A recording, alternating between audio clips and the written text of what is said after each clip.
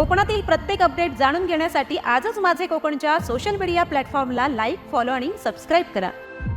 पर्यटन दृष्ट्या रत्नागिरी शहराच्या वैभवामध्ये भर घालणारा थिबा पॅलेस येथील 3D मल्टीमीडिया शो लेझरच्या माध्यमातून अत्याधुनिक प्रोजेक्टरवरून थेट थिबा पॅलेसच्या 29 मीटर स्क्रीनवरती राष्ट्रीय पुरुषांची गाथा आणि महाराष्ट्राचे आराध्य दैवत छत्रपती शिवाजी महाराजांचा इतिहास दाखवला जाणार आहे. उद्योगमंत्री आणि पालकमंत्री उदय सामंत यांच्या संकल्पनेतून साकारलेला हा कोकणातील पहिला प्रकल्प आहे.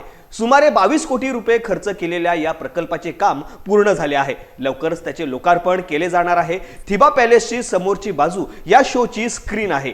सुमारे 29 मीटर रुंदीच्या स्क्रीनवर दिसणाऱ्या या शो साठी 1.25 ते 1.5 कोटी 5 अत्याधुनिक प्रोजेक्टर उभारण्यात आले आहेत. इथे एका वेळी 350 लोक बसतील एवढी आसन व्यवस्था करण्यात आलेली आहे. त्याच्या भोवती आणि समोर 2 लाख किमतीचे असलेले एकूण 18 वॉटरप्रूफ स्पीकर बसवण्यात आले आहेत.